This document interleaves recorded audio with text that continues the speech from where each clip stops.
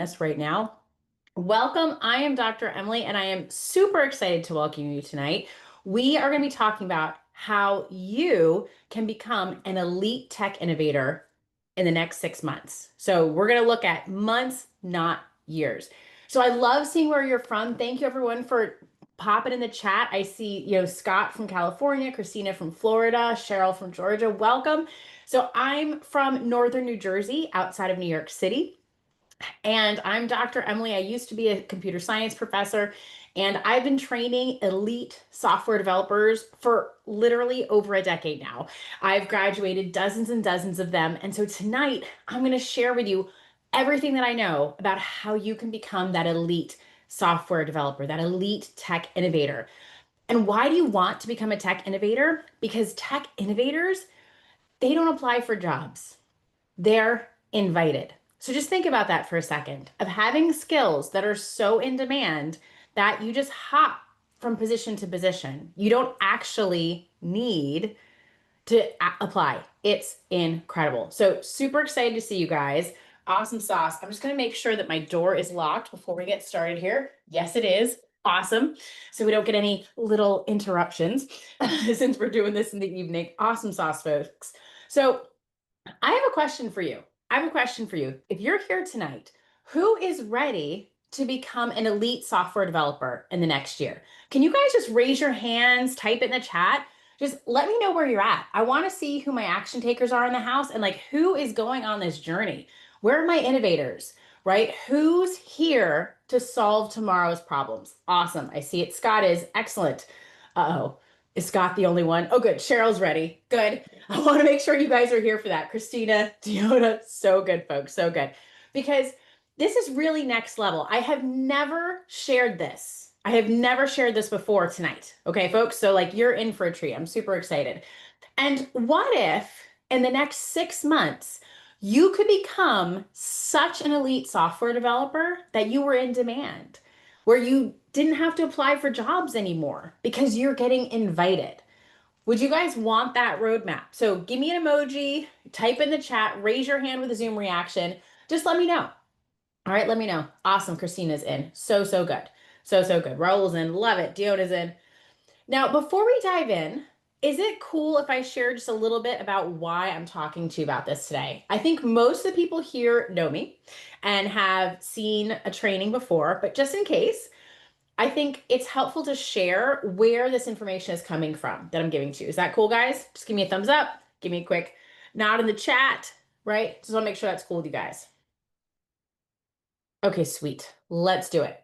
So, who am I? Just in case you don't know, if you've seen me before, again, I'm Dr. Emily Hill, and I am a former computer science professor. I was the program director at my university. I was tenured. And so I led the computer science curriculum. I decided what every computer science major learned while they were at my university. I also pioneered and created a brand new innovation program that had never existed before. And in fact, this is why I became an entrepreneur, because I started this innovation program and I was super excited. I was super into it. And I taught everything that I could learning from books.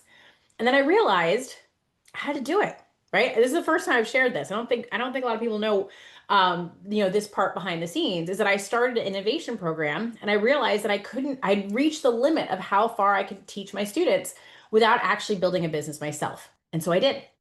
Okay. And along the way, in this process, I graduated dozens and dozens of elite and six-figure software developers.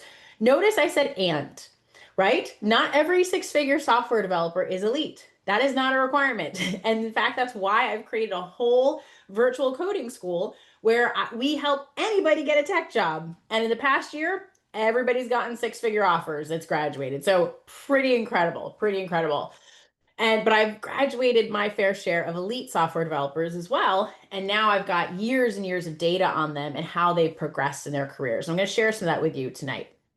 Okay. In addition, I'm a founder, a business owner of a multiple seven-figure business. And so now I also coach entrepreneurs and tech founders. So if you're someone here who's interested in starting your own company, starting your own business, maybe starting your own app or SaaS product, tonight, what I'm going to talk about tonight also applies to you. Okay. It's not just for elite developers. developers working for other companies. It can also be those unicorns that become tech founders as well. Usually I'm working with tech founders they're coming to us as clients looking for our tech talent, right? I have a software company as well as a training company. I'm also, in my free spare time, I'm a mom of five and a church singer as a side hustle. So just for fun, right? Super, super awesome. So I do things outside of tech. You know me, I like the quiet life. I take it easy. Uh-huh. Yeah, just kidding. All right. So what we're going to talk about tonight, right, is this is all in my genius zone. So let me just take one more second to share like what ties all of these things together, right? So my specific genius zone that I'm bringing to you tonight is that I specialize in three things: teaching, transformation, and connections.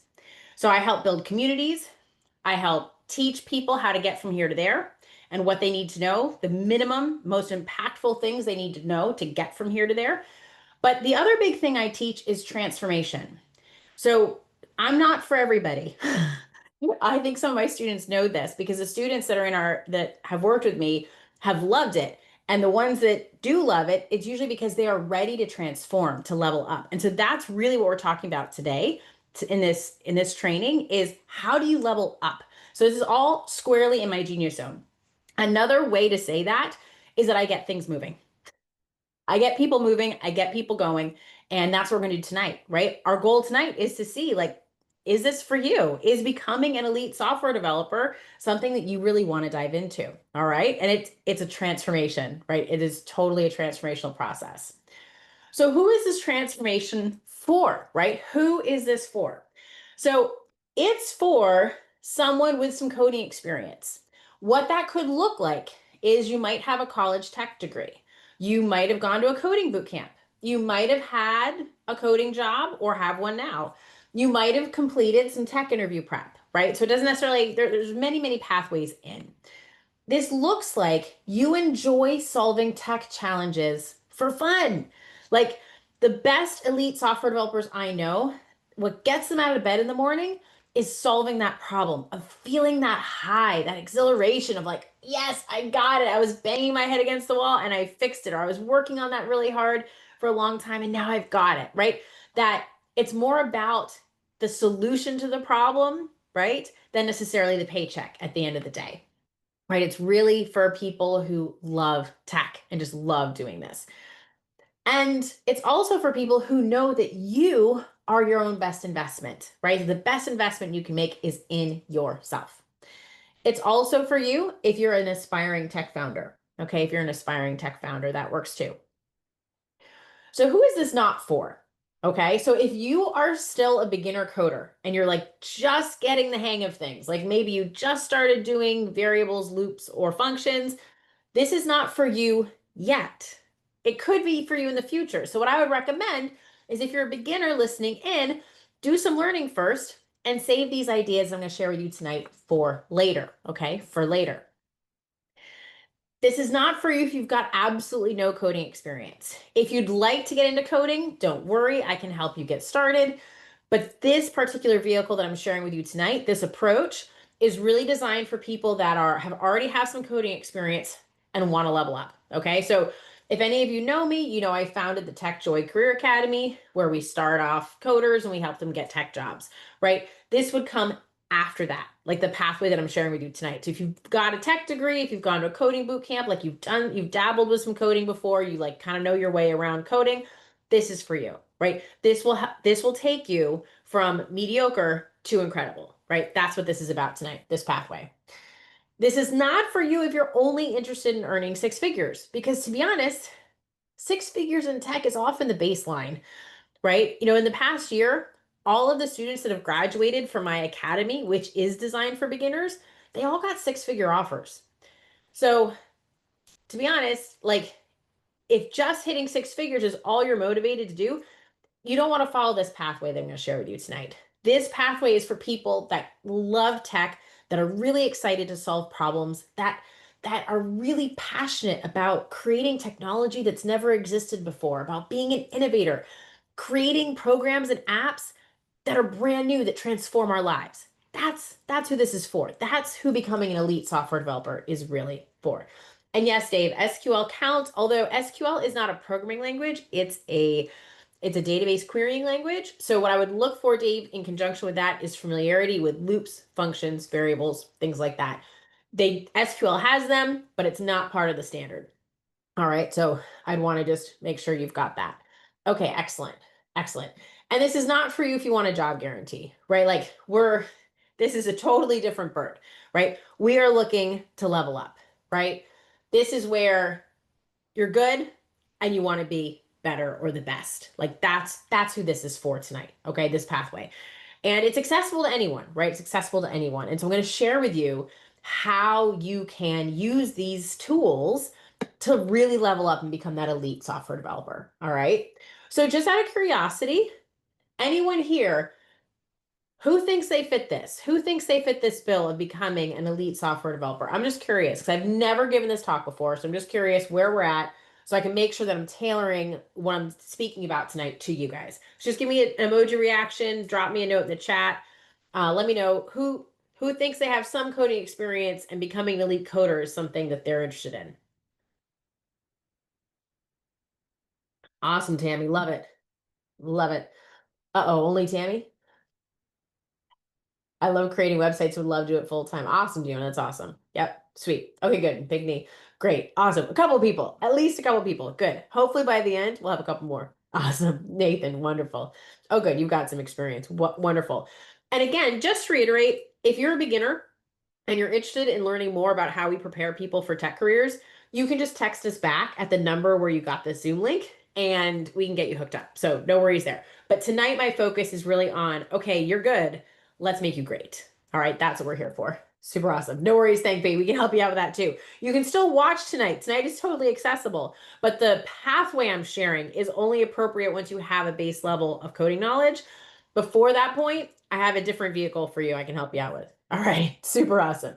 Okay, so our goal tonight together, again, once a professor, always a professor, right? Our objective, our goal is that by the end of our training session together tonight, you will know the two key things to becoming an elite six-figure software developer. Okay. And what that looks like is someone that's fluent in AI, fearless in innovating, and always in demand. The elite software developers I know and have worked with are never worried about their jobs because they know even if they lose it, they've got another one around the corner. They might even have a list of five, four or five or six just around the corner, and they know it's only a matter of time. So, at this level, when you're working to become elite, it's more about, is this the right fit for me? Am I going to get to solve cool problems? Am I going to be able to grow as a software developer, right? I did have one of my elite software developers that I know, he recently lost his job and did get hired.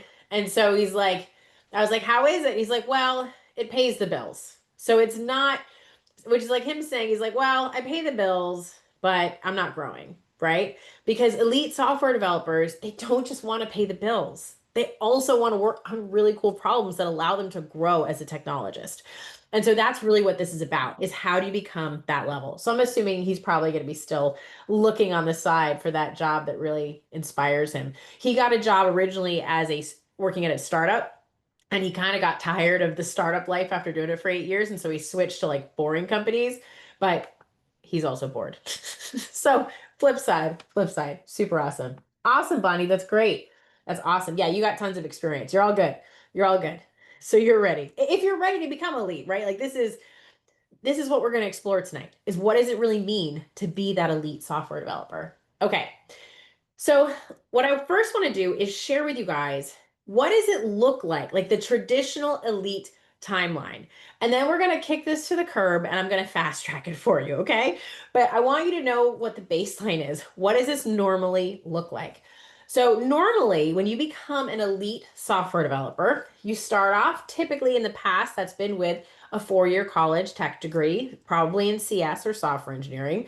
And you probably blew tens to hundreds of thousands of dollars on that. And then you spend 6 to 12 months applying for jobs, right? Not making any money yet, but not losing any more, hopefully. And then finally, you should get a position as a junior dev.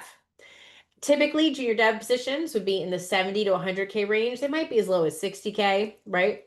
but you spend 2 to 3 years there, right? And then you might get promoted, right? And then you get promoted to a mid-level, and a mid-level engineer is making between 100 and 140K, right?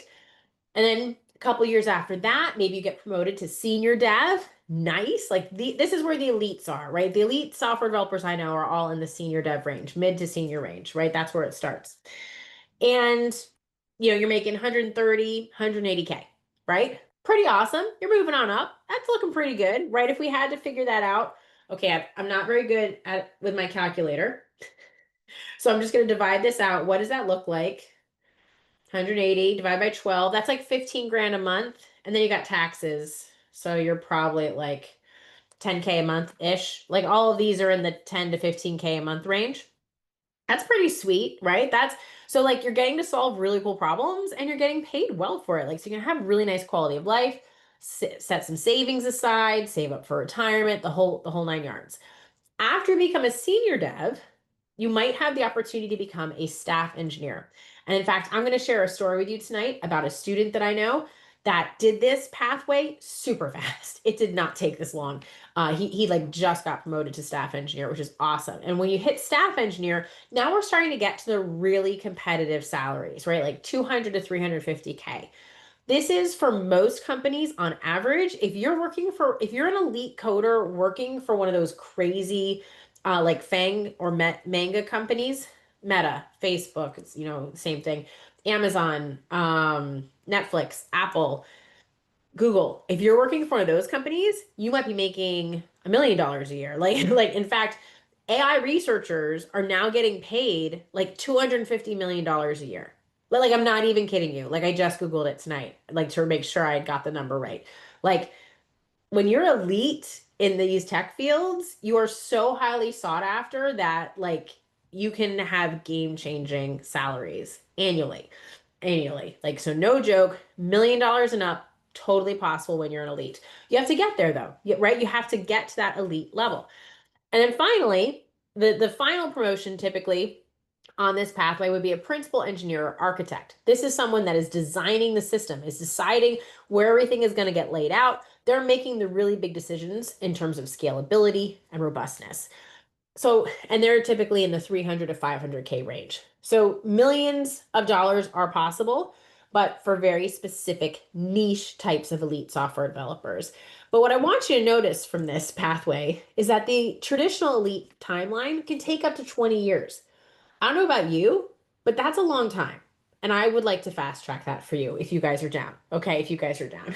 So, and so here's the AI update because let's add AI into this picture. What's happening with AI here? Okay. Well, AI is really eating the junior dev positions. And I think that's in part why all of our students that have graduated in the past year have all been getting six-figure offers and up is because the below six-figure jobs are gone. They've been eaten by AI. So you have to get a good job or any one of these tech jobs, you have to raise your level anyways. So the elite coders are the ones that are getting hired. They're getting hired at a minimum of six figures, right? So six-figure jobs are there. They're just not open for people that are like true beginners, right? You really in the mid like around 2015, 2016 when like the tech industry was booming, they would take anybody off the street who didn't even know how to code and put them in a developer role, right? It was like, "Oh, do you walk on two legs? Great, because here's 100K salary to become a software developer." Right? Those days are long past. And so now you really have to level up. And that's what tonight is all about, is talking about how do you become that elite software developer, okay? Now, what I can share with you is that I have worked with elite software developers who have gone on to so many different companies, from Chase, IBM, Oracle, Amazon, startups like Capital RX and Turo, and they've started anywhere from junior dev, mid-level to senior dev, right? I've had students graduate and start at senior dev, right? Because they have the technical expertise. So it doesn't necessarily matter if you got that technical expertise working a job or if it was just you got the experience. The important thing is you have that senior level experience. And that's what I'm going to share with you tonight, how you can get that. Okay. Now, I do want to like, so like the students that I've worked with across the board, for all time that I'm aware of, based on the salaries they've shared with me, I have worked with devs from salary ranges from 70K to 170K. Some of these devs had minimal experience, some had more. In fact, the most recent student that I'm going to talk to you about tonight got promoted to staff engineer just 6 years after graduating, right? They did not follow this whole pathway. Like, you can absolutely fast track this, and that's what we're going to talk about tonight. But these awesome engineers, these elite engineers that I've been working with, they have been working on some of the coolest tech. Do you guys want to see like an example of some of that cool tech that they've been working on? Because that's really what we're here about, is like tech that changes the world, right? Oh my goodness. So let me know if you guys are in. Give me a thumbs up. Drop me a note in the chat if you guys are down for that. I'd love it. And also, if there's any questions, feel free to drop in the chat as we go. Feel free to drop in the chat. Awesome. You guys ready to see what kind of awesome tech you can work on when you're an elite dev? Let me know. Let's see. Are we awake? Can you hear me? Okay, good. Tammy's in. All right, sweet. Steve's in. Good, good, good. Don't want to get too far ahead, you guys. Awesome sauce. Thanks, folks. All right, let's take a look. So I'm going to focus in on one particular student who got a job at Turo. Has anyone ever used the Turo app? Just out of curiosity. I saw one thumb up, but it might have been from before. Has anyone seen Turo? Or is it just me? I use it like all the time. I use it all the time. Okay. So I'm not seeing. Just let me know if you have used Turo. Okay. Seen but never used. Awesome, Diana. Awesome. So let me just clue you guys in. So Turo is was a startup at the time. To be honest, when my student was hired there, I had never heard of it or used it. I used it within 2 years though of him joining. And like, elite coders thrive in a startup environment and they're very well sought after because typically they're a jack of all trades, they know so much tech, and if they're early career, they're less expensive than a more senior dev that has all that experience. So sometimes a newer dev that really has these elite capabilities, they're perfect for startups, right? And elite coders really like startups because they're constantly called to learn and grow and level up, which is something they love to do.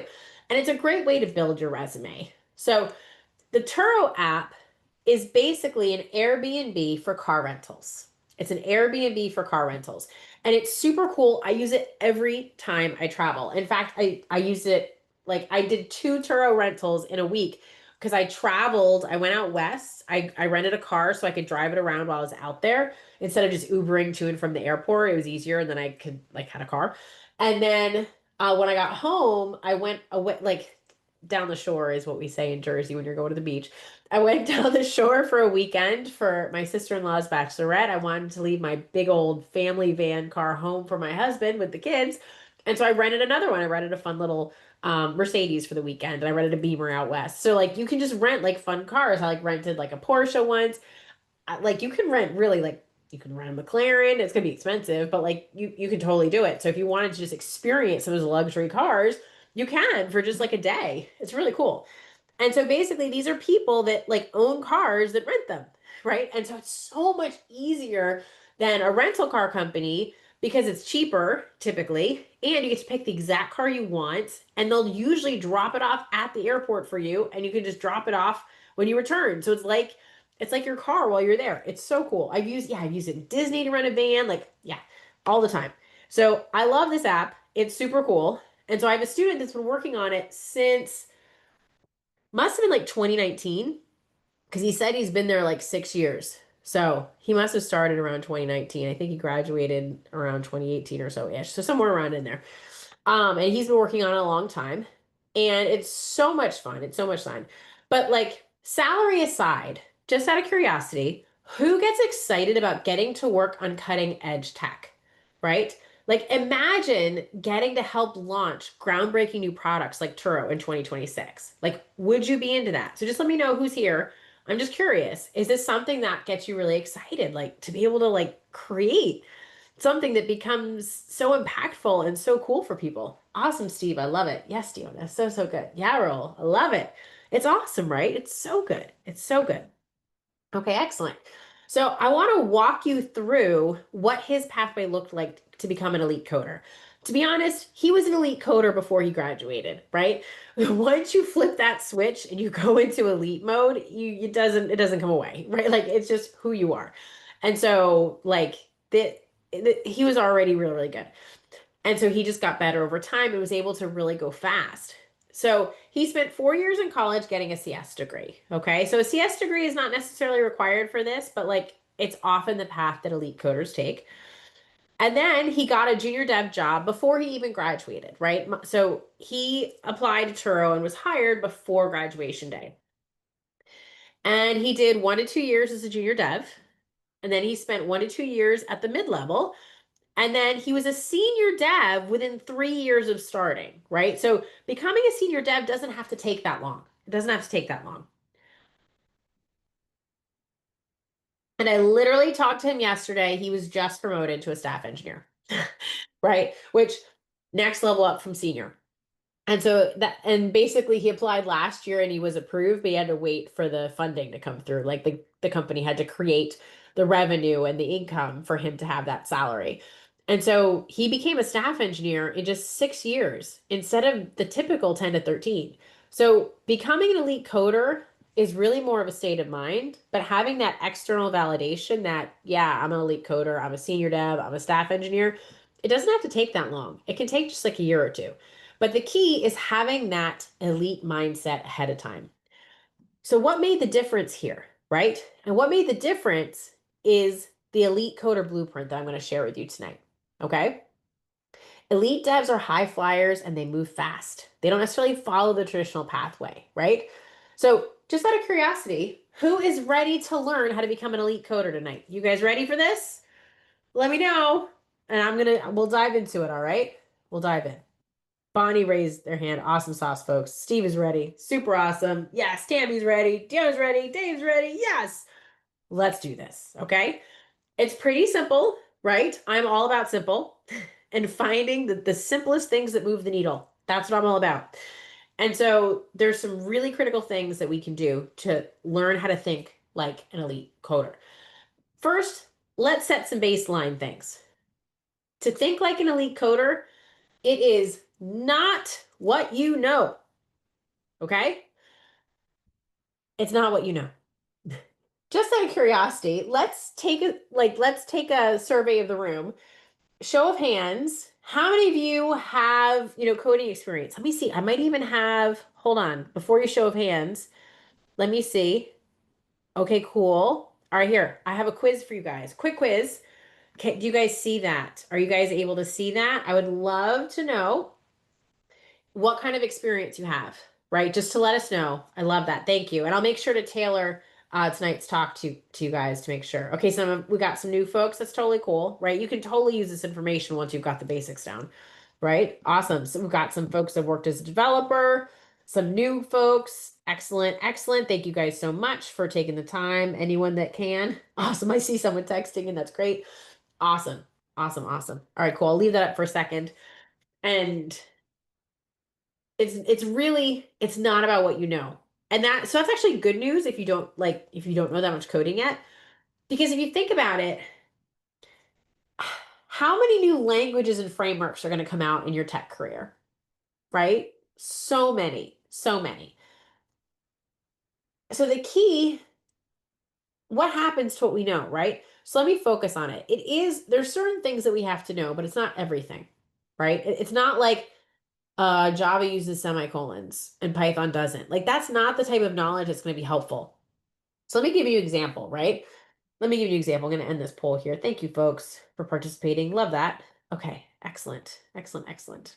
Okay, let me get this out of the way for me. Okay, so and Matt, let's take as an example, right? Let's take it as an example, telephones. The telephone was invented around the turn of the century, Alexander Graham Bell, and it has gone through a lot of iterations. Yes? Totally right. We've got the rotary phone, we had the cordless phone. Do you guys remember those from the 80s? The cordless phone and the ones with like in the 60s, 70s, and 80s, they had the squiggly telephone, it's like a tail, right? Cord. Oh my goodness, I remember like twirling those, right? And oh my goodness, my cordless phone, I used to drop, my parents had a pool, I would like drop it in the pool. Anyways, so, and we used to have multiple phone lines in our house. Like, oh my goodness. Now everybody has their own cell phone, so everybody has a phone line, right? And so the form factor of the telephone has changed, but the basic functionality of calling has not changed for over 100 years. It looks a little bit different, but the process itself of making a phone call has largely stayed the same. You enter in a number, you tell the telephone who you'd like to call based on their number. Now we have contacts. It's okay, right? The basic premise has not changed, right? The technology has changed underneath, right? The technology has kept changing, but the process that we use to make a phone call largely hasn't, right? And so if you think about becoming an elite dev is going to see many technological changes throughout their career. So it's not what they know about, this language or this framework, right? It's about how they solve problems, right? It's about how you solve problems. It's more about who are you calling and why are you calling them, right? It's not about how do I call because that's related to the tech. It's going to change all the time. But who are you calling? Well, I might be calling the client to find out my MVP requirements, right? And it's about knowing what needs to happen when and who can do it, right? So the telephone is just a tool, but the more important thing to know is the process. How do I deliver technology that works awesome, that's scalable, that's reliable, that's robust, right? Those are the higher level things that do not change and the AI doesn't replace, right? And it's also about discernment in technical decision making, right? And again, this is where we're moving beyond beginner level here, right? So if you're a beginner and what I'm saying on this slide doesn't totally make sense to you, it's a-okay because you're not necessarily here that like there yet. But it's about the discernment and how do you make technical decisions given all the tools that are currently available? Yes, including AI, right? So, for instance, in software development, you often have a client. Normally, we don't just build software for ourselves, right? Even if you're a tech founder, you have a market that you're trying to meet. Like somebody has to pay for the software. Somebody does, right? Either it's the market, the free market, consumers, or it's a company, but somebody is paying for this software, right? And so typically when we're building in service of someone else's vision, typically, right? And so we might have to explain the pros and cons of different technical options, like in lay terms. Like, for instance, maybe there's a strategic decision around should we use Stripe or PayPal for payment processing, or should we use Next.js or React, right? And based on the decision, things will have to change. And so an elite developer is going to be able to speak to what needs to change in terms of the timelines, the tech, the pipeline, the personnel, right? And the idea is that as you advance, what separates the beginner from that elite software developer? It's that discernment of knowing which way to go, when to consult someone who's more senior, when to do a little more testing, when to do more prototyping and testing, right? Because when you become that higher level elite dev, it's not about, oh, you have to follow this. This is the rule. It's not about this or that. It's about when. And so as software developers advance and become elite experienced software developers, they're gaining this technical discernment. How do you make decisions? How do you decide when we're going to go with this technology or not? Or do we need to do more research? Like should we look for something else? Should we stop looking and start building? Like the discernment to know when to stop, when to go, when to learn more, right? That's what the experienced developer has. Typically, a junior dev only knows to apply the rules they've learned. Okay, everybody says I should never create a global variable, so I'm not going to create those, right? But they don't have that discernment to know when they might want the global variable because there are situations that would potentially. Like a go-to statement. You'd probably never want one of those ever. So there might be so there's discernment and there are some rules. But for the most part, a lot of decision making when you're building a software project comes down to discernment. is this the appropriate case to apply this rule or not? Right? To apply this tech, to apply this framework. Okay? Excellent. Excellent. Excellent.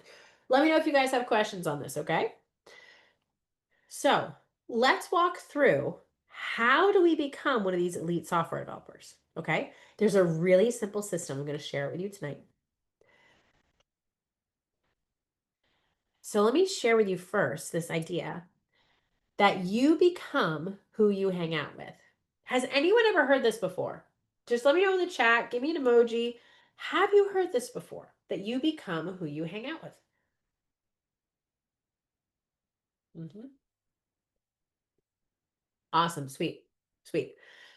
All right, we're gonna talk about this for a second because it's a secret behind how do you level up to elite so fast, right? The student that I was speaking about that leveled up to become an elite software developer, I personally worked with him one-on-one for like multiple years, right? Like I worked with him so freaking much. So like proximity to elite developers, it's a game changer. If you want to become better at something, figure out who is it easy for and go hang out with them. Like literally, this is my secret sauce, my trick that I use everywhere in every area of my life to keep leveling up and achieve whatever kind of result I'm looking to achieve. I have a problem, I can't solve it. Who is this problem easy for? I bring it to them. They help me solve it. Done. And I've leveled up in the process. Let me give you some examples. If you want to become an entrepreneur, go hang out with entrepreneurs making more, right? Well, Tammy, you're hanging out with me right now, so it's a start, right? So, although ideally you'd want to be hanging out with me where you're like working on coding, right? For it to rub off. Hanging out just like eating lunch and stuff will also work, but it's best if you can hang out and actually be doing the thing. So if you want to become an entrepreneur, you want to hang out with entrepreneurs that are making more than you are. So like when I first started, I hung out with entrepreneurs making seven-figure years. So I mean, they had $1 million businesses. Now that I've advanced that level, I start to hang out with people that have 8 and 9 figure businesses, right? One of the women I work with, she makes 100 million a year, right? I'm working with her. And in turn, she has a mentor who's making 1 billion a year because that's where she's trying to go, right? So in business, this is really common, right? You work with and you hang out with people that are a little bit ahead of where you are, so you can kind of learn from them because the way you think about problems can be very different when you're looking for a 6 figure business versus a 7, 8, or 9 figure business, right? If you want to become a YouTuber, so you hang out with other obsessive YouTubers. So, just out of curiosity, has anyone ever heard of Mr. Beast? Let me know. My kids love him. Has anyone heard of Mr. Beast? Okay, Liz has. Yeah. Excuse me. So Mr. Beast, I don't know if you guys know this, but before he got started, I mean, he's like huge. He's probably one of the biggest YouTubers out there. At least made some of the most money out there. He started off like at 13 just playing video games on YouTube, getting nothing, right? No views. And then he paired up with a couple other dudes near him, friends, then they were obsessed. They were super obsessive about what goes into an awesome content, what becomes an awesome YouTube video. And so we hung out with them, they were fanatical about it and they raised their vibe together, right? They raised their level together. The same is true with becoming an elite developer. If you want to become an elite developer, hang out with elite developers. Okay. So, for instance, there's so many ways that this plays out. For instance, I once had a student intern, Mo, who he came in kind of he lacked confidence. He was kind of a shaky front end dev. He didn't really know what he was doing. And within a month of working with a senior software engineer for like an hour a week, he went from a shaky front end to a completely full stack, back end intern developer who had implemented Stripe payment processing. And for anyone that's done coding, implementing payment processing is really fussy because it has really high security requirements. And he figured it out and he made it happen, right? Like working with this elite developer because he was literally able to download the dude's experience in real time, in minutes, right? In minutes, he was downloading years and years and years of experience. It was awesome. I've had other students where they worked with someone and that person got a killer job, they became an elite dev, and guess what? They knew this other person from when they were studying, appear. They pulled them up. So that person only had to apply to one job, one interview, hired. I don't think it was six figures to start. I think it was like 70K because they were brand new. But like hanging out with elite devs builds connections. It helps you learn faster, right? You get the roles for elite devs when you are one. So most of the students I know that are elite devs were elite when they were learning. Like they were elite long before they got a job, right? Because it's a mindset. It's a way of being. It's a way of learning, right? Because connections and fast tracking your learning, right? Let me show you. Let me show you this. All right. So why is it so important to hang out with elite devs if you want to become one? And it's because you can actually 10x your experience in minutes, not years. It's incredible. Okay. Let me dive into this a little bit.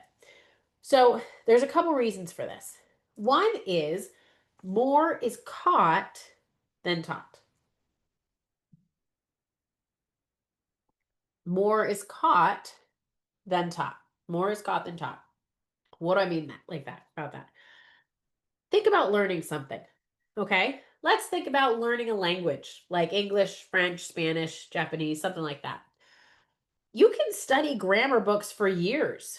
I don't know about you. Did anyone learn a language in school? I learned French. My kids are learning French and Italian, right? We spend years, like 5, 6 years learning a language, right?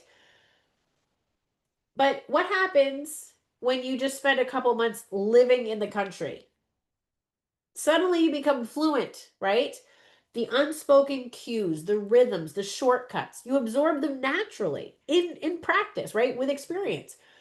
Coding culture works the same way, right? When you're doing it, right? When you're in it and you're surrounded by experts, it levels you up. It makes it so much easier to learn, right? Because the experts, they just like transfer their knowledge just by talking to them. They can't help it. It just slips out, right? Just slips out. Yep. Oh, so more is caught than taught. So when you hang out with people that already are at the position you want, you're giving yourself the best chance of success, right? The other reason is because tech evolves so quickly, so fast, that apprenticing is sometimes the only way to get better, right? Sometimes there might only be a dozen people in the world to actually learn from. Yes, you can AI, you can Google, but if it's a new technology, if you're innovating, right? If you're creating something that's never been created before, if you're using a new library that's brand new, AI and Google don't have it yet, right? Like when you're pushing the boundaries of what we've created in software, if you're innovating like that, there might only be a handful of people in the world that have enough experience to answer your questions, right? Let me give you a different example, right? Think about being a chef for a second. Think about being a chef, right? Imagine trying to become a chef by reading last year's cookbooks, right? They should be like the recipes will be okay, but they might be get a little outdated. The techniques might have evolved, right? And the new tools aren't even in the books yet. But when you apprentice under a master chef who knows what they're doing, you pick up these fresh skills that haven't even hit the books yet, right? So the idea is that when you're learning and you're elite and you're becoming an innovator, right? A developer, this tech evolves too fast that apprenticing can be the only way sometimes. It is the fast and best path. Yes, Dave, we're covering the specific details on becoming a elite coder. We're in process right now. Super awesome. And finally, this is really a game changer here, right? When you hit a snag, right? When you hit a challenge, a tech challenge that you can't solve. Now, when I was a beginner, I would get really frustrated. I don't know if anyone else gets frustrated. I would get so frustrated. But the elite developers that I know, they don't get frustrated. They have a process and they execute it, right? And so as you're learning to become that elite developer, when you hit a bug, here's the reframe that makes it exciting. You're being called to level up. Because if you see a bug and you can't fix it, by definition, the universe is allowing you an opportunity to level up because you can't solve it, which means the only way you're going to solve it is if you level up your thinking. And the fastest path to level up your thinking is to bring your bug to someone else who's more knowledgeable, an expert, right? An elite coder.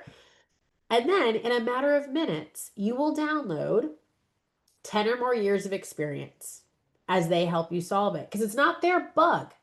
So they're not going to solve it for you. They're going to show you how they would solve it. You will have to be the hands. This is the secret. And in fact, it's an underpinning of the coding school that I've created and why it's so powerful is because you work on a real problem and you bring it to an expert when you're stuck. And so whatever reason you're stuck, they're going to share with you their process of solving it. Of like why is it easy for them and not you? They're going to literally show you how. They're going to guide your hands and tell you what to do. And then you're never going to have that problem. Not only are you never going to have that problem again, you're not going to have any other problem like it because they'll have taught you. And if you do, well, then you'll do this process again until you've mastered it and you don't hit this problem anymore, right? I remember that was true. I had a student, they had to bring me a problem repeatedly, and on the third time I was like, "Oh, this is this is why you're getting caught here in this specific thing," right? Sometimes it takes a couple times even for the expert to see why that particular thing is sticking somebody. But yeah, literally hitting bugs is an invitation to level up. It's pretty cool. It's pretty cool. Awesome sauce, folks. So I'm just, another way to think about this is has anyone ever gotten caught like in a video game where you just get stuck in one of those boss battles, like those challenges? Has anyone ever done that? Just let me know. Drop me a note in the chat or an emoji. No? Like if you got, I don't know, if you're playing like Mario, you got stuck trying to beat Bowser for a couple days. Know that I don't know that many video games to know what the big bosses would be in them. But the idea is that like a seasoned gamer, imagine they like lean over your shoulder, show you one move, and you instantly skip ahead, right? It's like, oh, that's how I beat him, right? And in tech, asking an expert can save you weeks of trial and error, compressing years of hard-won wisdom into a 15-minute download, right? Awesome. Yes, creating websites. I had to snag and spend hours trying to fix it, right? Lots of 2 a.m. days, right? Imagine you could just go to an expert and in 15 minutes they could just tell you. And now you'd have that knowledge. You'd be armed with the knowledge to solve that problem in the future so you don't get stuck. Super awesome, right? Super awesome. It's a really elegant solution to transfer knowledge in a field like tech, which is constantly evolving and changing. Okay, so, who's ready to see the Elite Coder Blueprint? Are you guys ready for this? Like what this looks like? Again, it's a super simple process. Super simple process. Yeah, Tammy, you can use chat to help you code. But eventually, when you're working on really innovative problems, AI doesn't help, right? Because it can only get you so far. Or there's places to use it and places not to, right? Exactly. Super awesome. All right, let's do this. Okay, the Elite Coder Blueprint is very simple and straightforward. Let me share it with you.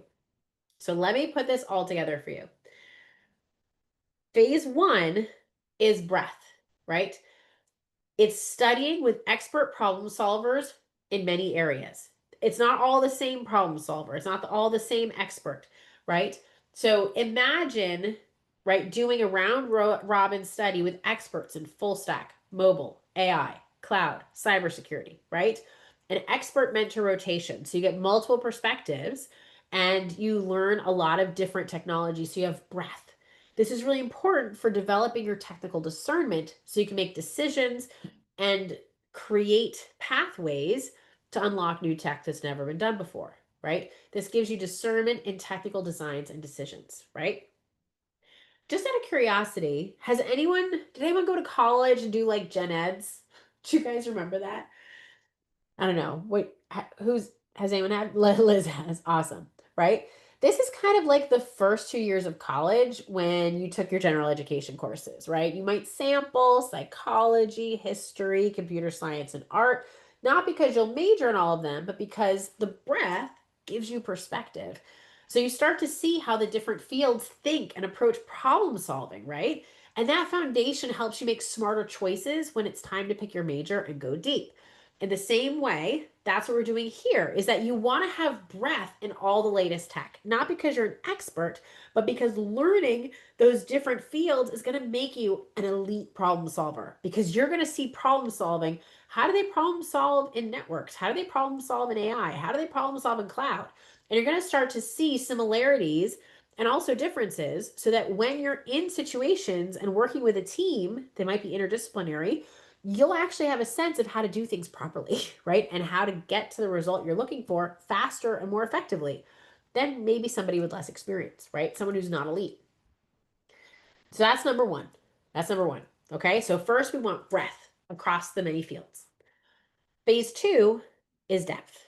Phase two is depth. That's taking a project from an idea to an MVP, right? So, idea to deployment, basically, right? What does this mean? This involves mastering the UX design process and working with stakeholders. I want to note here that this is a very critically important part of software development that cannot be outsourced to AI completely. Someone has to talk to the stakeholders, right? AI can help, but it can't dictate, it can't figure out the process. That comes from the humans. It involves architecting a solution, also something that AI is not good at. AI can give you suggestions, but only true expertise, a true elite developer, has a discernment to know when AI is full of it and when AI is doing a good job, right? So you really have to know how to build it yourself, anyways, to be able to even know, is the AI working, right? And to be able to choose suitable tech stacks and frameworks given your team, given the culture at your company, right? Given the nature of the client. Like there's so many variables. It would be impossible for a human to articulate them all for the AI to do a good job at it. And finally, to deploy a working solution as a team. This is the critical experience um, that all jobs that I see, job postings in tech, are looking for. And it's partly why the students I've worked with have had so much success and have been getting those six-figure offers. It's because they have that deployment experience working on a team, right? But the ability to take a project end to end completely from scratch, to be honest, when you get into a job as an elite coder, you probably aren't building from scratch, right? Very much. Like you're getting paid because this software generates revenue. So it exists, right? But the ability to take a project end to end, to start one and deploy it live and follow all the best practices working on a team, that's the level of knowledge that an elite developer needs to really unlock those positions. Okay. To really unlock those. To give you an analogy for that one, right? For this idea of going deep, right? It's kind of like launching your own business. If anyone has ever tried that, right? You're not just experimenting anymore. You're choosing one product, designing it with users in mind, you're picking the right tools, and you're actually shipping it. And so suddenly you're managing real feedback, real constraints with like team schedules, real customers, real stakes, right? And so in this process, you're going to quickly and easily master dozens of little nuances that could never be taught, right? Like I have been teaching software development and how to build enterprise software development systems for about 20 years now, right? And there's so many little details that you like literally cannot write them all out. And they change too fast anyways, right? About the deployment process, about how does your continuous integration pipeline work? Like there's so many little things that go into deploying a live project with scalability and robustness. And you can't necessarily teach all those things. It would take too long, right? Like, okay, if you want, I can give you a 4-year degree on that. But I don't know about you. I'd like to have my six-figure job a little bit faster, right? I'd like to be an elite coder a little bit sooner than 4 years if I can, right? And paying tens of thousands of dollars to have that college experience, right? And so this phase two, this depth, right? Phase one is going to give you breadth in your portfolio, but phase two is going to give you depth. That's going to give you that resume experience that will get you hired. So you can skip entry level junior dev positions, which to be honest, don't exist anymore anyways, because AI is eating them, right? And jump straight into the senior dev positions that get those six-figure salaries, right? Super awesome. Any questions on this, folks? Let me know. Are there questions? Okay. And Bonnie asked a question, how do you get access to these few elite software developers? And I'm going to tell you a way to do that, Bonnie. So don't worry. By the end, you will have that answer as well. Excellent. Excellent. Excellent. Okay. Let me know if there's questions.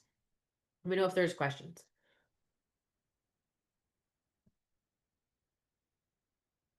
So some of you guys might be wondering, can I do this?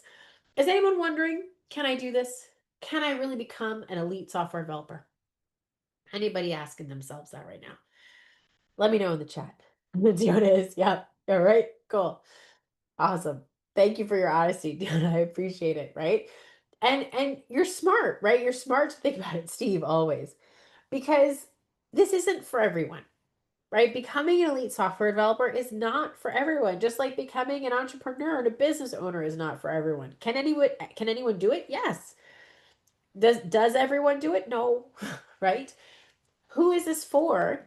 Is tech fun for you? Like, would you do this anyways? Right? Like, even if you didn't get paid six figures, would you do it anyways? Right? That's kind of like the test, right? Like, I couldn't help doing tech. To be honest, when I first started learning to program, it didn't come easily. I spent a lot of years banging my head against the wall, wondering why people couldn't teach me.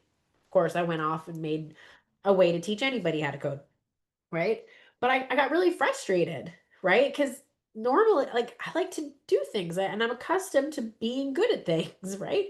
I'm an achiever. And so I was like really frustrated. I was like, gosh, why is this so hard, right? Like, why is this difficult? But I kept going because part of the challenge was also part of the motivation. I was like, well, gosh darn it, this should be easy. Why isn't it? I am going to sit here and do this until it is easy. And so sometimes it would just be like, this should be working when I would come across a bug. And it was just the fact that it wasn't was enough of a brain teaser that I was like, I want to get this. Right? Like, so if you're like really passionate, if the salary is a bonus, like a benefit, but not the main event, this is probably for you, right? Because if you're motivated by just your love of problem solving, of when you come against a challenge, you must overcome it, right? Like that's what kept me going as a technologist. It's like this should be working. Why isn't this working? Right? Like and it was the chase. It was the thrill of like learning more, of constantly knowing, like leveling up and learning more and making it work, right? That's what really made it fun for me. So when you enjoy that process, when you enjoy problem solving and achieving, this is great for you, right? But that's why I'm telling you honestly up front, it is not for everybody. I created a coding school for everybody, right? This is not that. This is not for everybody. This is for those that want to go to the next level. And no, math is still not required here, just FYI. Math is only required because I know people hear this all the time of like, oh, you have to be awesome at math to be a good computer scientist. No, you don't. There is a relationship, there's a correlation, it's not causation, right? I've seen brilliant technologists come from music and English and science, right? As well as math. Um, yeah, math is not required. Math is only used, like advanced math, like calculus, is only used in two places in computer science. One is advanced computer graphics, because you're modeling physics. Calculus isn't really math, it's physics. It's applied physics, but and also like graduate PhD level theoretical computer science. Like yes, that requires calculus. Other than that, no calculus required, right? No, no math. The ability to think about variables. So like algebra. If you passed algebra in K through 12, which most of you have, you're good. That's the level of math that is useful. Now you still might be wondering, right? Like I don't know if I'm cut out to be elite, right? I don't know if I'm cut out to be the best, right? And here's the thing I want to tell you. Like if tech is fun for you and you're an achiever and you love problem solving, I don't care if you're the best coder right now. You can get there, right? So let me show you an example. Some of you might have seen this before. But I don't know if you guys know this, but this is Michael Jordan. He's known as one of the greatest of all time in basketball. And he was cut from his high school basketball team. So he did not start off the greatest at all. But it was his response to being cut that led to greatness because then he started making 1,000 baskets a day, not shots, baskets. I mean, think of that dedication. You have to at least like basketball a little bit, right? To make 1,000 shots a day. And that was the catalyst that, propelled him on to become one of the greatest of all times. But he didn't start off the best, right? I've heard, people say that to become great, you just have to be willing to suck at it long enough until you get good at it, right? It's almost like fake it till you make it. It's gonna be rough until you're awesome. And that is true for becoming an elite software developer as well. If you know how to code and you love problem solving, you can become an elite software developer if you're following this pathway, right? And you just have to keep going, right? The only people that I know that didn't make it quit and gave up, right? You have to keep going. You have to love it and you've got to want it, right? Because, yeah, becoming a lead coder isn't necessarily for everybody. But if you have the passion and drive to succeed, if you love this stuff and you do it anyways, you're going to love the process of learning and evolving, right? Another quote I've heard from Thomas Edison is that genius is 1% inspiration and 99% perspiration. And I think we just saw that this example from Michael Jordan definitely showcases that right? It's really about the effort that you're putting in, right? There's a little like are there some like genius elite coders? Yeah, right now they're making like hundreds of millions of dollars as an AI researcher, right? Like but who that is changes over time. But the base foundation of becoming an elite software developer, that doesn't change. And it always has typically a six-figure floor, right? So once you become one of these elite devs that is very comfortable with technology that can build anything, right? Sky's the limit. Sky's the limit. Awesome sauce, folks. Awesome sauce. All right, cool. Now, some of you might be wondering, is anyone wondering what about AI? How does AI relate to our elite software developer conversation? Let me know. Um, awesome. Diona loves front end. Front end is somewhat easy for me. I come home from work and go straight to my computer. I love it. Yes, Diona, right? So you have the capacity to become elite in coding, right? Because you're like super motivated. You love it, right? Yeah, and comp sci can be considered applied math for sure. Um, it- but that's because math is not calculus, I think is really the difference here. The discernment that people need to get. Super awesome. So is anyone wondering about AI? Do we bust that? Just out of curiosity. I mean, I could talk about it briefly, but I'm just curious. Like, I've heard so many people be like, "Oh, tech is dead because AI." And I'm just like, "No, tech is like about to thrive because of AI." But okay, right. You can choose to believe whatever story you like. We'll see who wins in the end. History. We'll get there. So I'll just briefly cover this just in case anyone who's listening in can't speak up for themselves. But remember, like AI is the co-pilot, is your co-pilot now, right? AI doesn't replace you. AI enhances and accelerates you. Because at the end of the day, there's always going to be good AI. So this is an image that I generated using AI, and bad AI. This is an image I also generated. And as humans, we can instantly see this and know which one we want. We want the one on the left, not the one on the right. But we have to know what good looks like. AI can't tell us what good looks like. AI just creates. And it might be good or it might be garbage. And it's our job to discern which is which. This is why discernment, it has always been important, but it is so much more important now with AI, right? Because you have to have enough technical expertise to tell if the AI is right or wrong, right? AI can 10x coders. In fact, one of the senior devs that I'm working with, I'm figuring out where he's going to come in on the schedule. He can do in days what used to take developers months using AI. Like he uses it in weird and wonderful ways, right? And so that's incredible, right? That can completely like 10x a coder's output, right? But there's things that AI can't do. And so that is what I'm also talking about when I talk about becoming an elite coder. It is not just becoming someone who is an incredible technologist. That is part of it, right? But it's really becoming one of these tech unicorns that can do things that AI can't, that can do things that most developers can't, like talk to people. I train developers that talk to people. I know, crazy, crazy, I know. But the ability to talk to stakeholders is a very rare and now absolutely necessary skill for a software developer because more and more the software developers are now leveled up. They're out of the day-to-day coding and now they're talking to stakeholders and making sure the code aligns with what the stakeholder wants instead of being the hands of doing all the building, right? So, like, let me give you, they also getting it deployed and working, right? AI can create awesome code, but it can't create it according to specifications. Like it can't do all the things that a human would consider.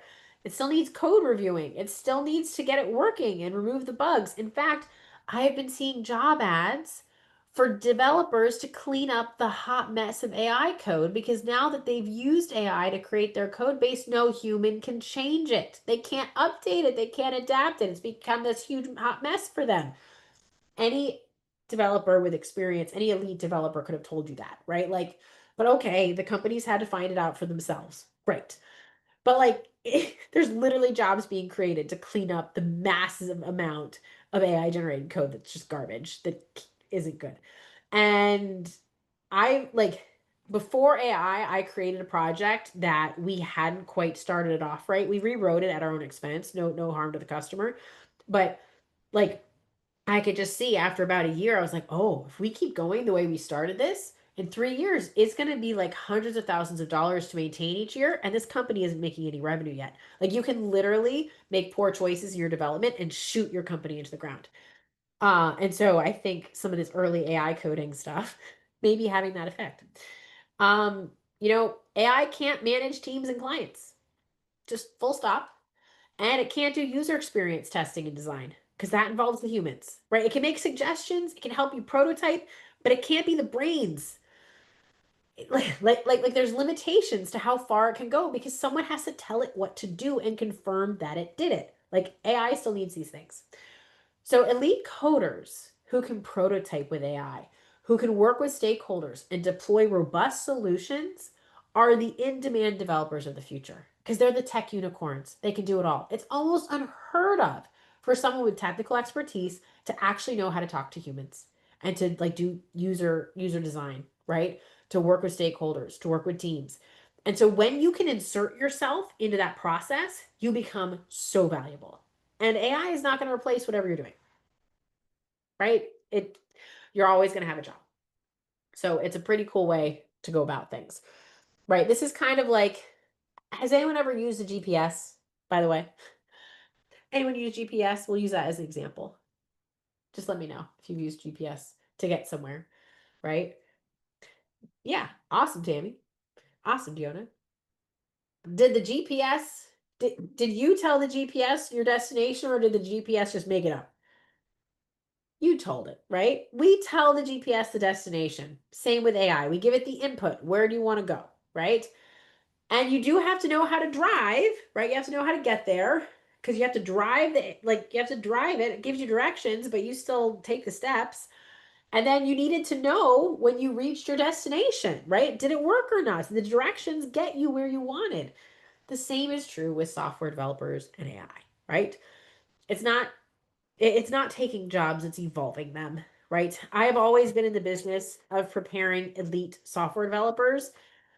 Those jobs haven't changed. They're just as lucrative now as they were 10 years ago when I first started training them because I am training developers for the future. I'm not only training them for now.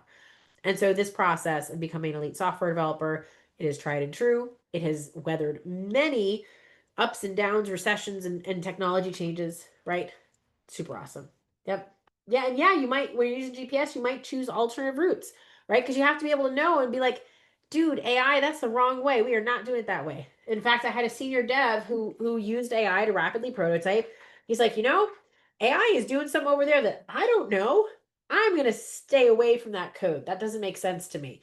Now, if it was the only way to get it working, he could have sat down and understood it. But like if it doesn't make sense, he's like, that might be some really random, weird way of doing it that has a bunch of flaws. So he's going to sidestep it, right? And it takes that experience, that discernment that an elite software developer has to be able to make those choices, right? Super awesome. Super awesome, folks. Awesome sauce. So I think, just to summarize, the role of an elite software developer is evolving beyond just brute force coding all day. It's really about creativity and collaboration, right? Creativity and collaboration. Awesome sauce. So I want to talk a little bit more. We're going to pull this all together. I want to talk just a minute about the idea of investing in your future, right? So I run a coding school. I'm going to share with you tonight, if you're open to it, I will share with you some details about a program that we have for those of you that are interested in becoming one of these elite software developers that I've already organized for you with all the elite software developers in it, right? So you don't have to go searching for it. But before I talk about that, I just want to take a minute to talk about investing in your future, right? So you can kind of see the bigger picture, whether or not this is something that you want to do, right? Like I'm here to show you the pathway, and then you can choose whether or not to walk it, right? Like everything I share with you tonight is accessible to anyone, right? You can go out and you can find elite software developers. I think it's going to be more difficult than like meeting someone to have a relationship with, right? Like it's a very targeted search, but it can be done. Like you could, there are ways you can go to meetups, right? You can find these things. You can do deep projects. But I think we're this system that I'm going to share with you tonight is just a little bit easier, right? It just makes it easier and more defined. So you know you'll be able to up level in that 6 month timeline. So obviously, senior software engineers charge hundreds of dollars an hour, right? And so if you wanted to work with them, this would be investing in your future. And I think what I want to make sure that you guys are clear on is that you are absolutely the best investment in your future, right? I once had a student, her name was Doris, right? She invested 15K in my coder training program. She could have invested that 15K in other ways, right? She could have put it into her savings. She could have put it into her retirement.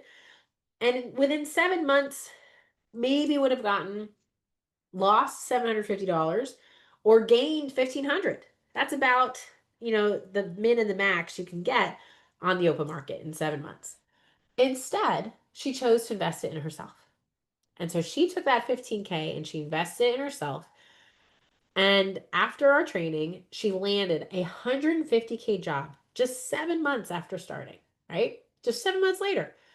And not only did she 10x her investment in the very first year, she gets that salary and that paycheck year after year. So that the investment in becoming an elite software developer, it keeps on giving, right? It's not like it's just one and done. It keeps going. You get promoted faster, you get, job opportunities faster that have higher earnings potential. It just always stays with you. Not only to mention that when you're an elite software developer, you stop getting frustrated when things don't work. Things still don't work. Let me be clear. In tech, that is like par for the course. But you're not nervous or frustrated about it anymore. You're just like, yeah, okay, this is the way it goes. This is the way. This is how it works, right? I mean, the same idea is why people invest in college, right? It's to increase their earnings potential. And so this is the same. This is the same kind of investment, right? Awesome. Now, and another thing that, sometimes I hear is really about coming down to priorities. Is becoming an elite software developer a priority for you? Right? Is this something that you're passionate about that you really want to do? Because I got to be honest, as an entrepreneur, sometimes I hear people say, "Ugh, I just don't have the money to invest in me, right? I've had a lot of conversations around this. And as an entrepreneur, I can tell you that money is literally everywhere, right? Literally, it grows on trees, folks. Yep. Literally, it grows on trees. So, um, whether it's maple syrup in Vermont, it's these giant Christmas pine cones in the Pacific Northwest, or like I don't know if you guys know like Joanna Gaines from Fixer Upper, they have a pecan tree in their yard. Like literally money grows on trees, okay? It's literally everywhere. There are people in every community that have extra money that they want a return on investment on, right? And if you're a good bet, I'm sure they'd much rather invest in you. It doesn't have to be a bank, it doesn't have to be a credit card, although that's really easy. Where there is a will, there is a way. And if you need ideas, let me know, right? Like this is literally what I do. In fact, I have a program where I mentor entrepreneurs on how to create 7K in 7 days, right? Like just money is everywhere, right? Money is everywhere. And as humans, but here's the thing, right? So then why do people think that money's not everywhere? Because as humans, we often use money as an excuse. Why? When we're afraid. Really, at the end of the day, we're afraid. We're afraid of what it will mean when we level up. We're afraid of failing. We're afraid of change. So that's how I know if you truly want this to become an elite dev, you will find a way, right? No matter what. There's not a doubt in my mind. There's not a doubt in my mind. Okay. And also, just to consider, tech changes really fast. And so if you are someone that's committed to having a career in tech, you really want to be one of these elite developers, you're either moving forward or back. Eventually, if you're not leveling up, it's going to catch up with you because the technology just keeps advancing. It changes fast. So, really, at the end of the day, your only decision is do you want this? Because I got to tell you, money, you can find it. You can absolutely find it. Where there's a will, there's a way. And I can tell you how, right? The only thing that can stop you is if you don't really want it. So, like, literally, that is the only decision you have to make is do you want to become an elite software developer? That's it. Very simple. Very simple. Just do you want this? Are you committed to becoming an elite dev, of building software of the future? And if so, that you're halfway there. You're halfway there. It's pretty awesome. Okay, folks. Now, let's fill in our blanks here. Let's fill in our blanks. By the end of this training, you'll know that the key to becoming an elite six-figure software developer is. What do you guys think? Can you guys pop it in the chat? What do you think it is? What do you think those two things are? Lay it on me. And remember, an elite software developer is someone who is fluent in AI, fearless at innovating, and always in demand. They don't search for their jobs, they don't apply, they're invited. Mindset and action. Ooh, that's a good one, Bonnie. I like that. Any others? This is a good one. Any others? And then I'll share with you in a second. I'll share with you in a second.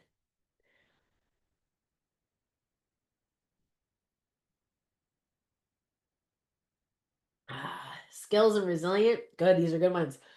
I love it. Any others? So I want to draw your attention back. We had two phases, phase one and phase two. So I'm going to pop in here. I'm going to pop in. We're learning from expert mentors, right? We're learning from expert mentors. We do need to have good mindset and action and skills and resilience, right? Like all of those things are correct. But to become an elite software developer specifically, like everything you said, Bonnie and Pickney, is like totally true of really becoming an expert in anything, elite in anything. To become an elite software developer, though, we want to learn from expert mentors. We want to deploy a team project from idea to MVP, right? So, yes, Tammy, having creativity and collaboration, awesome. So, so good. So, so good. So these are the two things that we really want to focus on. So if you guys want to screenshot this, just the takeaway from the day of like, this is what you need to do. This is your roadmap. I know it seems super simple, right? I think it's easier said than done though, because the mechanics of learning from expert mentors, like finding those experts, as Bonnie asked, right? And deploying a team project from idea to MVP, like there's actually like a lot of mechanics. It's only two things, but there's so many mechanics behind the scenes that make that happen. All right. Awesome. Awesome. So just out of curiosity, who is ready to become an elite software developer and build tomorrow's tech and get to build tomorrow's tech, right? To build what has never been created before. Can you guys just drop a note in the chat or give me a thumbs up and emoji reaction? Like who's into this? Who's ready to become an elite software developer? I think some of you guys are with how you've been answering questions because it can happen quick. Like you need to be in it to win it, but it doesn't have to take long, right? Like, would any of you be interested in hearing about our new program that we have? It's brand new. We've never released it before for training elite software developers in 6 months.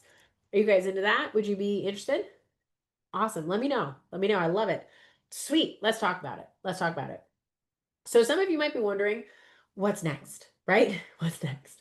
No worries, Dano. I see. If you're a beginner, no worries. You can jump in the next one, right? It's all good. So no worries there. So if you're asking what's next, right? I'll share just a little bit about the program that we have for those of you that are ready to really become truly elite because it's just these two things, but the mechanics behind the scenes, it can be a lot to set up for yourself. So I'd like to make this an easier path for you, an easier path. So to become an elite technical innovator and software developer in 6 months, again, there's going to be the two phases we talked about tonight.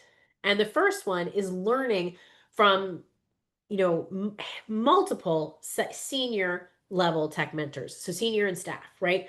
At least 7 of them. It might even be more, right? It depends. We're building this, right? I've committed to having 5 senior devs in the first 3 months. I'm not sure exactly how many we'll need in the second 3 months. I know I'm having at least 2 or 3 in the second half. So like it could end up being 10, 12. I don't know how many senior developers it's going to be. It's going to be awesome though. The way this works is you will build a new portfolio project every 2 weeks, right? It can be solo or in a team, depending on what you want. But the idea is that you're going to be playing with a new technology every 2 weeks. AI, cloud, full stack, mobile, security. This is why it's not for beginners. Okay, this is like you have to have some technical expertise to actually dive into these and get anything out of this experience. The way it'll work is that the senior devs are going to rotate through. They're going to train you on how they think and solve problems. I'm going to partner with them to craft a project to help to help kind of introduce you to their topic. And then they're going to do a code review where you'll have an opportunity to do a hot seat style code review where you'll share your screen and like demo what you've done. And they will give you live feedback on your coding to be like, oh, great job doing X, Y, and Z. But as you move forward, make sure you consider X and Y, right? And so, like, they will give you live feedback on your code. Like, senior dev eyes on a code review, usually you can't get until you're like a mid level engineer in industry, right? Like, this is off the hook. It's going to totally help you level up. Totally help you level up. I'm super excited for this. It will be a little intense. It is designed for around 10 hours a week. If you've got more time, you'll get more out of it, right? I'm always trying to hit that sweet spot of 10 hours a week because usually that's something that people can float even if they've got work and family commitments, right? So it's a 2 week sprint, right? It's going to be 5 2 week sprints. So you'll have a bunch of portfolio projects coming out of that in these major technologies, right? In these major technologies. Super awesome. That's phase one. That's the first 3 months. Phase two is going to be the deep dive. It's going to be deep, bringing a cutting edge project to life. This is where you get to go deep into an innovative project that's never been done before. And it might be we can discuss whoever's in the first cohort will get to choose a little bit if it's a passion project that you bring to the table or if it's one of ours because I do have some really incredible apps up my sleeve that I haven't worked on yet. For instance, the music that if anyone was here at the beginning of the night, the music that you heard is actually created by one of our talented senior mentors.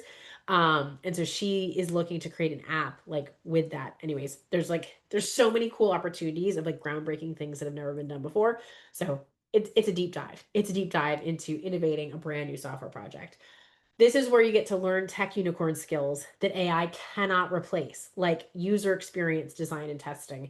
And in fact, the expert that we have on that did it both at IBM and AWS and Amazon. So, like, we have some incredible mentors lined up. They're from companies like Turo, and I don't know if the Meta. I have someone from Meta. He might be involved in the second half, where I'm still figuring out exactly where he's like publishing a book on interviewing, like doing the tech interview. So he's like, no, I can't do it right now. Like it's incredible. Or like the guy that there's a guy who specializes in software security who is an international speaker on Angular. Right? Like we got the cream of the crop here. Like the experts that we have lined up for you guys are off the hook. You will master like must have skills like team collaboration tools and deploying in production. So like you'll know exactly what to do when you walk into a job and you'll deliver a working MVP from scratch in 8 weeks for your portfolio, right? Most likely on a team. This second phase, we want to plan for team building because there's some skills you can only develop by being on a team because there's tools that only make sense when you're working on a team, which is exactly how you'll work together when you have a job, right? Super awesome. And so I know this might not be for everyone here, but I know this is going to be perfect for some of you, right? And so I just want you to take a brief moment and think about what becoming an elite software developer is worth to you, right? The elite developers I trained when I was a university professor, they paid $49,000 for the experience, right? And like you never have to apply for jobs necessarily. Like unless you want to, unless you don't have a connection, right? You could apply for jobs, but the elite developers I know, they go from job to job. They're invited, right? They just get to hop from one amazing tech project to another. They get to make well over 6 figures working on incredible problems, creating amazing tech that's transforming lives, right, in the world, right? And some of these AI elites we've been talking about have salaries for like 250 million a year.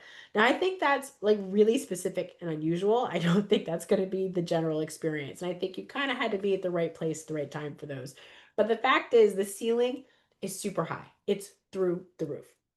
So I'd love to take a moment to invite you to apply for our 10-15 cohort. Let's see if I can do this. I don't know.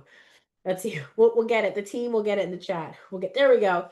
If you're interested, please consider joining us inside it's going to start October 15th, so just 2 weeks from now. We're going to kick this off. I'm going to kick it off, and then we're going to hand it over. We're going to have a rotating series of senior experts. We have our AI expert on staff who's been customizing AI in industry for over 20 years. His PhD thesis was autocomplete. You know how like autocomplete happens on your phones? Yeah, that was his PhD thesis before it was built into the iPhone. So we've got some really incredible people lined up for you guys. Okay. So if you're interested in becoming part of the first cohort, again, there's an application link. Sure, no worries, Pinky. I can do. Whoops. Let me see. There we go. Here's the previous slide. But I have a little bit more information to give you. So if you are new to us, if you've never worked with us before, I just want to be open with you guys. Right, this is a 10K investment, right? Like it is an incredible investment in your future where you are going to be, it's going to be this crucible where you are going to be transformed to become an elite software developer, right? It's going to be the vehicle that's going to help you grow. Okay. We do have payment plans as low as 475 a month, right? So like, don't worry, you can pay over time. We have we have in-house financing, we have credit-based financing, tons of options. And so I want to share with you guys that the applications are rolling. So if you're interested, just get your application in and we'll start to talk to you, right? We want to make sure that you have some coding experience. So we're going to ask you some questions to make sure you're right fit. This is the right place for you. If you're too early in your career and you're a beginner, don't worry. We have another program where you can get started, right? So it's not a problem. We can still help you out. Applications are due no later than October 13th because the cohort starts on October 15th. So that's the last date at which you could apply. If you're interested, though, please apply early because we have a cap. We're not doing more than 20 students. Okay, maybe if somebody begs me, I'll let 22 in. But like we're not, this is not huge, right? This is a really elite, small number of students and senior devs. So you have time to work with them one-on-one. If it gets too much bigger than 20, you're not going to get that chance to get that one-on-one feedback from the senior devs. So it's really designed to be a small cohort. So don't wait. If you're interested, just apply, right? We'll reach out. It's all good.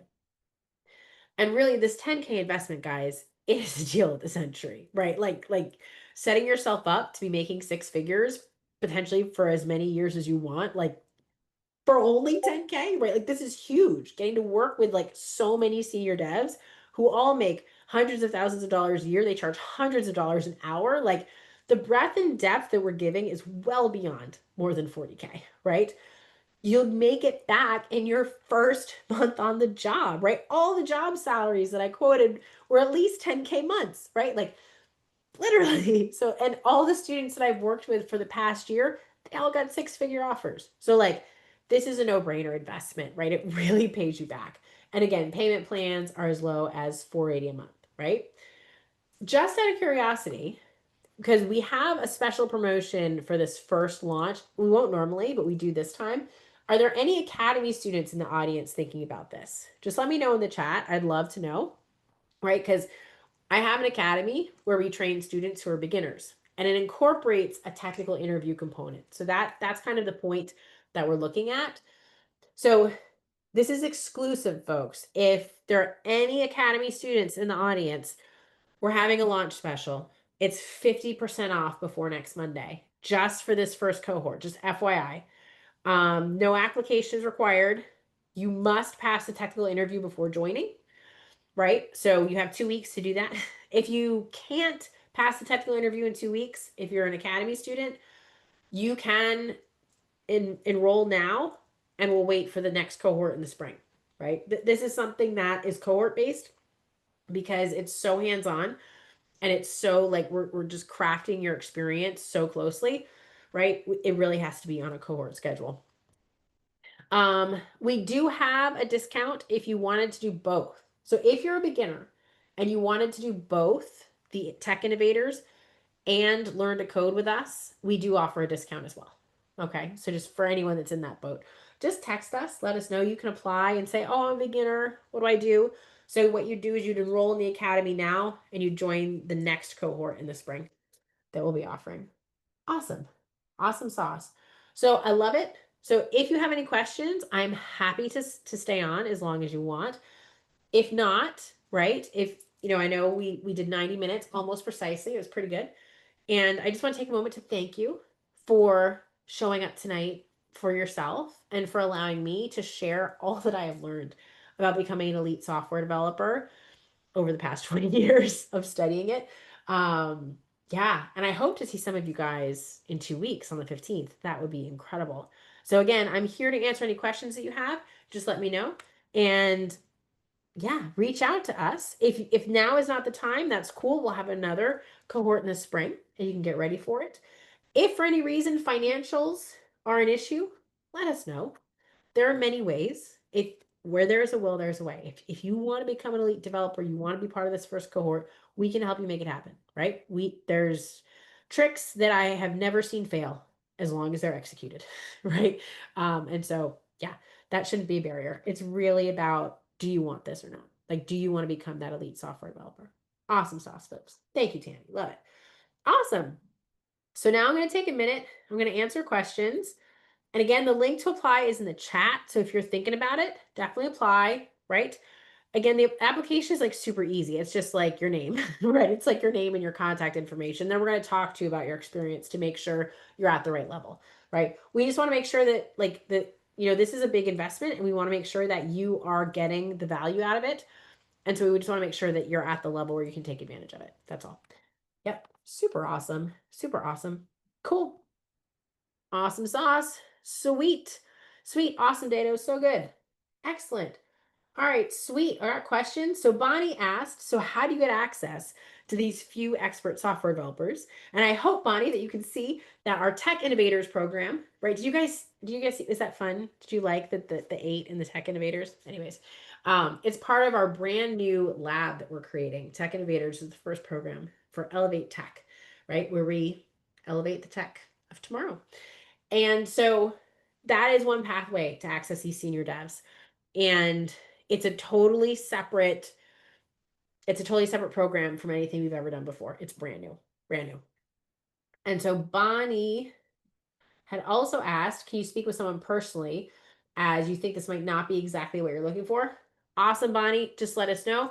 We're happy to talk to you. Yep, just text us back, right? And let us know, and we'll be able to do that for you. Super awesome. Super awesome. Excellent. Any other questions? Awesome, Steve. Great to see you. Great to see you. No worries, Bonnie. No worries. It's all good. It's all good. Like, because this is really specific to becoming an elite software developer. I think it will help, but again, I don't know your specific case, so it's all good. It's all good. Excellent. Awesome. Awesome, Pinckney. Great question. So for this, Pinckney, most of this is going to be your code, right? Your portfolio codes. So it's a little bit different. Like our traditional academy, it's your code unless you're on an internship project, and then it's the client's code. But in this, right, it's not necessarily an internship project. These are all portfolio showpieces. And so the second phase could potentially be private. Depends on what project we pick to work on for the second half. But in the beginning, those first 5 sprints, it's all your code. Yep. Great question. Great question. Awesome. Awesome, Picnic. Yeah, we got lots of tricks. There's so many tricks. And I will start off and teach you my tricks. My tricks are really simple. It can take a few months to master my tricks, but like the idea of them is very simple, right? Like all you need to do to become an elite software developer is 2 things. Hang out with experts and like get the breath and do the things. But it takes like 6 months. It's a 6-month program to do that. Yep. Super awesome. Dado, if I have an idea to create revenue, is it possible to work it out with you and your team? Yeah, so Dado, I think this is definitely a spot where it would benefit tech founders. And so I'm definitely open to that. I have to admit, the second phase where we're going deep, has a lot of flexibility. There's a lot of potential there. So I'm not necessarily saying, oh, everybody has to do this type of project or that type of project. There's going to be a lot more flexibility, and we're going to investigate that together, what makes sense for projects. I think the key is going to be if it's interesting enough for enough of the students enrolled so that you can get a team together, because that's the one thing that we have to have for phase two is a team. And so if it's not interesting enough that the other students want to work on it, that could potentially be a problem. So like that would be it. I think that would be it. Awesome. Kelly is a beginner. Awesome. Is that program one that is on a personal timeline? Great question, Kelly. So if you're a true beginner, my recommendation is if you're open to it, you can actually skip the application process and join us inside the academy. We do have a transition point. I can tell you more about it, but we basically all that's required is going from beginner to passing a basic technical interview, not an advanced one, not one like you'd see in industry, just a basic one, right? And so students typically do that within like 2-ish months at our academy. So you could potentially do like a hybrid enrollment where you start in the academy just to get the basics because we teach it really fast. I've heard so many times, I can't tell you how many times someone has done, like, I had this really intense 2 hour training that's really fun and it teaches you like so much about coding in just 2 hours. And they're like, oh my God, I learned more in 2 hours than in 2 years of studying YouTube or doing a degree, right? In computer science and software engineering. And so, like, we teach really fast, not like fast, like you're going to be overwhelmed, but like because I changed the perspective, I made it really, really simple, right? And so we can actually get you to the point of expertise faster than most other places. And so if that's something you're interested in, we are happy to do a hybrid approach where you just get past like the basics with us and then you could join in the spring. That wouldn't be a problem. I'm not sure yet. It'll depend on how many students, how much interest we get if we offer a cohort in January or March, right? It'll be one of those 2 months, our next cohort. So super awesome. So yeah, Dato, if you're interested, all you have to do is apply. And Kelly, same with you, right? Just apply and be like raising your hand. All this application is doing is saying raising your hand that I'm interested. And then Raul, I think, is here. He's been hanging out. Like he's going to talk to you about where you're at, and we'll get you hooked up with the right vehicle and connections, right? If you want to do the full academy because you like really want to like guaranteed job offer and a guaranteed internship, like we have a full academy, but we also have the ability to peel off like just the beginning piece for you, and you can just pay monthly, right? It's no big deal. So we can totally do that. Yep. Super, super awesome. So just apply to raise your hand and express your interest, and then we're going to reach out to you. Again, this is like super small. There's not like this huge application process. It's just we need to know that you want in, and we want to make sure that we're setting you up for success inside the program because we're going to move fast and we want to make sure that you are ready for it. That's all. That's all. Text you. Oh, so Bonnie, text us at the link on the screen. Hold on. I can give you the phone number 848 600 5622. So if you have questions, right, just applying is the easiest way. If you apply, we will respond to you, right? Done. I wrote out the automations. We're going to start our conversation. Yes, there is a human on the other end, but we'll confirm your application with some automations and it lets me know. It lets me and Raul know, the team, that someone applied for this so we can do the due diligence and talk to you about finding the right fit. You should have gotten messages from us at this number. I think it's 848 600 5622. Again, this is not like signing your life away. Like literally it's your name and your number so that we can talk to you. Like that's it. Because again, this is the very first time we're offering it. And so it's going to be a lot more like hands-on, like do you, like we're going to help you assess yourself kind of thing. Like I am planning to have a very brief type of technical like interview piece if you've never had a technical interview or if we're uncertain about your level, right? I'll have a way that we can vet that quickly. But this is going to be the easiest time to join. Let me put it that way, because next time we're going to have more data on who rocked it and who didn't and what they need to have to be able to really thrive in this experience. So yeah, super awesome.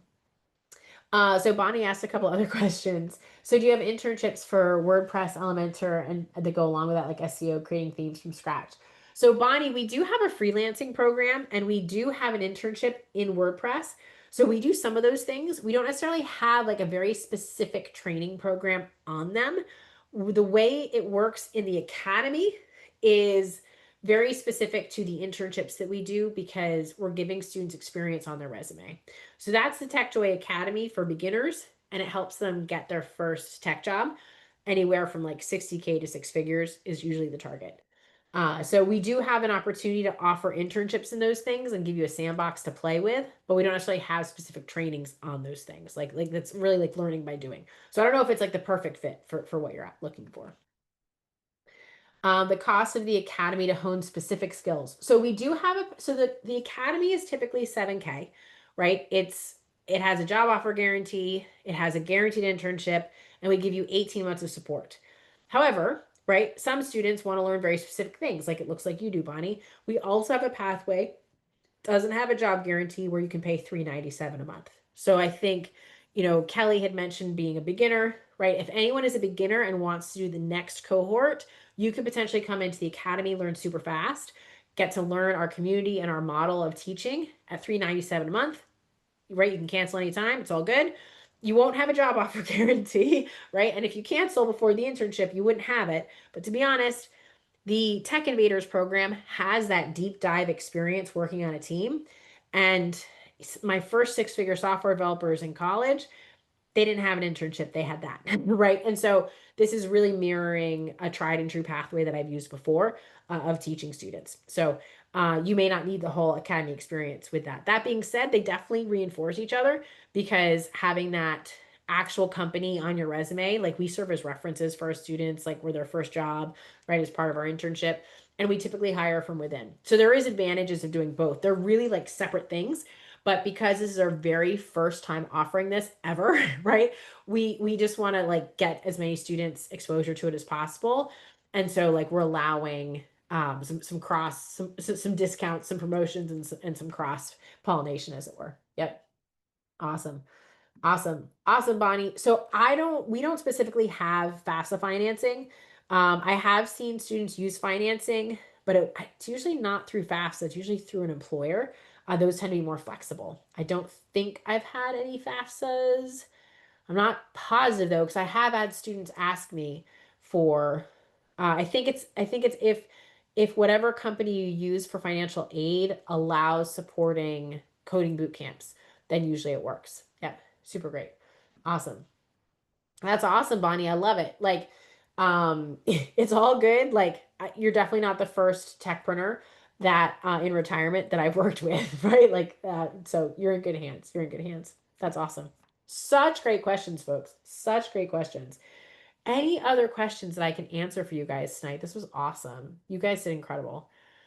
So many good questions. I'm so excited for you guys. Like, becoming an elite dev is like next level, right? It's awesome. It's really, really cool. So I think really at the end of the day, the decision is, do you want to become an elite dev? Do you want to have that breath? Do you want to learn from those amazing mentors and hear how they solve problems? Like imagine learning mobile development from the guy at Meta that was responsible for hiring all of the mobile developers for 5 years. Do you think he might have something to say about building mobile apps? Maybe, maybe, right?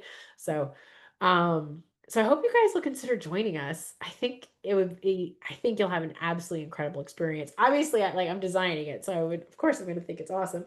But I also know that it's going to help you become an elite software developer because I've done this so many times. I've seen it so many times, right? Just helping people level up. And it really comes down to those two things: breadth, exposure to senior software engineers, and that depth of actually deploying something on a team end to end, but really getting in the room with the experts, right? That's really what it's all about.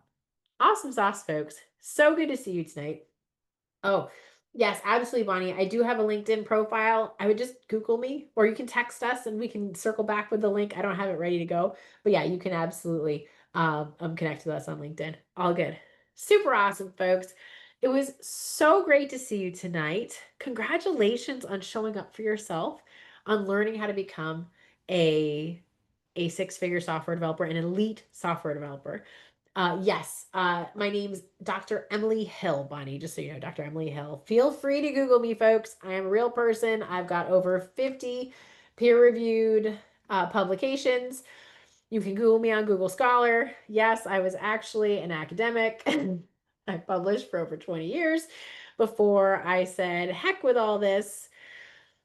There was a lot of politics. And I decided to start my own company instead. So, pretty awesome, folks. Awesome. So, thank you all so much for joining. Thank you for showing up, for you, for allowing me this opportunity to help share what I've learned in 20 years of how do you create elite software developers, right? Like, because they're created, right? They're not born, they're made. And you can be one too. Like that's the cool thing. And so hopefully you guys saw that tonight. All right. Please apply. If you haven't, if you're interested, please apply. And if not, I hope I'll get to see you soon after we kick off this program. Awesome. Yes, So yes, Bonnie, Dr. Emily Hill on Google Scholar. There's a couple Dr. Emily's. So you would look for Drew University or Montclair State or University of Delaware was my alma mater. And if you Google Dr. Emily Hill, I do have a professional page that should pull up like all my publications and my LinkedIn and stuff. So you should be able to find me. I just Googled it a couple days ago. It might not be top, but should be on the first page. Awesome sauce, folks. So, so good. And please, Bonnie, and anyone else, please don't hesitate to text us, right? Me and the team, we check those messages. We'll get back to you right as soon as we can. Please give us patience if you text us because we actually don't employ AI for that. We value having a human to respond to you. So it does occasionally take a little bit longer. So just so you know. But there's always a human that will get back to you. Awesome sauce, folks. So good to see everybody. I wish you the best of luck. I hope to see some of you soon. And I hope you have an awesome night. Take care. Have a good one.